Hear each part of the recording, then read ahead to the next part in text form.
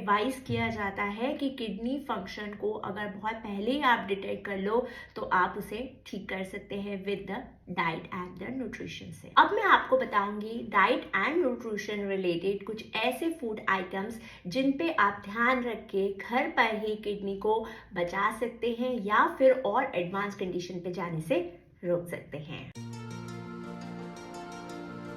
First one is the protein. Protein एक moderate level में जो बॉडी की रिक्वायरमेंट है उतना लेना तक एडवाइस किया जाता है। अर्ली स्टेज में कोई रेस्ट्रिक्शन नहीं रहती है प्रोटीन की एज सच, बट येस अगर एडवांस स्टेज तक पहुंच गया है तो प्रोटीन को रिस्ट्रिक्ट करना पड़ता है and healthy type of protein को आपको ऑप्ट करना चाहिए, जिसमें आपका एग हो गया, फिश हो गई या different type of dairy products हो गए, और जितना हो सके आपको रोकना पड़ता है consumption of red meat. The second one is the sodium and the salt. Report में अगर सोडियम लेवल बढ़ा हुआ है तो हमारा जो कंसर्न है वो बढ़ जाना चाहिए। जो सोडियम लेवल होता है वो बीपी को बढ़ाता है एंड फ्लूइड के लेवल को इम्बैलेंस करता है। तो जो भी फूड रिच होंगे सोडियम यानी कि सॉल्ट में, आपको उनका कंजप्शन कम कर देना चाहिए या फिर हो सके तो बंद कर देना चाहिए। हाई सोडियम फूड के एग्जाम्पल हो सकते हैं कोई भी canned food, processed food items या फिर रेस्टोरेंट में जो बहुत सॉल्टी फ्लेवर्ड वाले फूड आइटम्स होते हैं उनको आपको मॉडरेट या फिर हो सके तो स्टॉप कर देना चाहिए उसका कंजप्शन।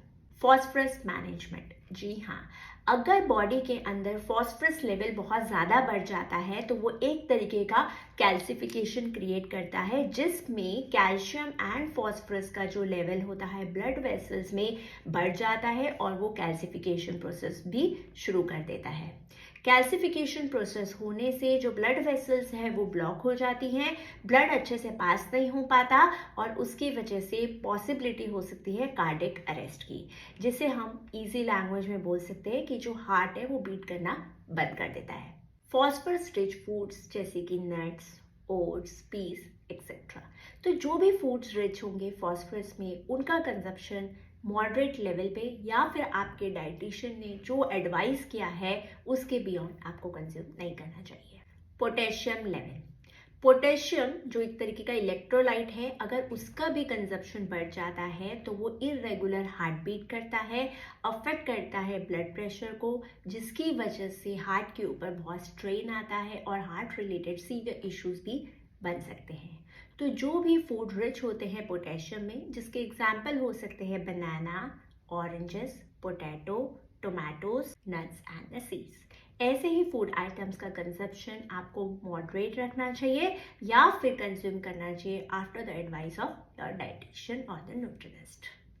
Fluid balance. जी हाँ, फ्लूइड यानी कि इलेक्ट्रोलाइट का बैलेंस होना भी बहुत ज़्यादा ज़रूरी है। मैंने पहले भी आपको बताया है कि रिपोर्ट में आप सोडियम एंड पोटेशियम का लेवल ज़रूर देखें, इससे पता चलता है कि बॉडी का फ्लूइड बैलेंस मेंटेन है कि नहीं, और इस चीज़ का ध्यान देना बहुत ज़्यादा ज़रूरी है एडवांस स्टेज पे, क्योंकि ये एक तरीके का फ्लूइड ओवरलोड, फ्लूइड रिटेंशन या फिर एडिमा भी क्रिएट कर सकता है।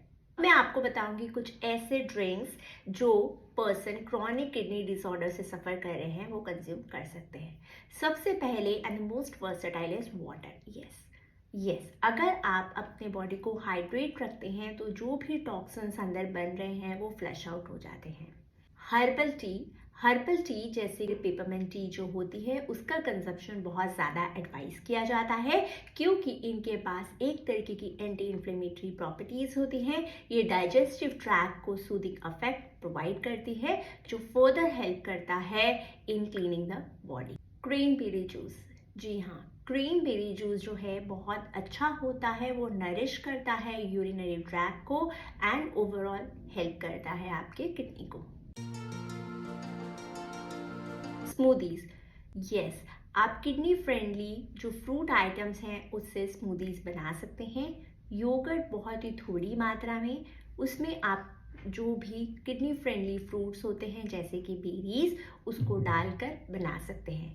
मिल्क में डेयरी मिल्क नहीं ऑप्ट करने की जगह पे आप आलमंड मिल्क का यूज़ कर सकते हैं और ऐसे ही स्मूदीज को आप कंज्यूम कर सकते हैं। लास्ट में मैं आपको बताऊंगी एक ऐसा बूस्टर ड्रिंक जो आपको मॉर्निंग में एम्प्टी स्टमक कंज्यूम करना है, वो है बार्ले सीड्स। जी हाँ, बार्ले सीड्स को आपको ओवरनाइट सोक करके रखना है एंड अर्ली मॉर्निंग में बार्ले सीड्स का जो वाटर है उसको कंज्यूम करना है। जो भी मेडिसिन आपके मेडिकल हेल्थ केयर प्रोफेशनल ने आपको एडवाइस की है वो आपको कंटिन्यू करनी है। कोई भी मेडिसिन डाइट एंड न्यूट्रिशन का रिप्लेसमेंट नहीं है। अगर आपको मेरा ये सेशन इंफॉर्मेटिव लगा है तो लाइक, शेयर एंड सब्सक्राइब करना ना भूलिए। मिलते हैं नेक्स्ट सेशन में नए टॉपिक के साथ। Thank you.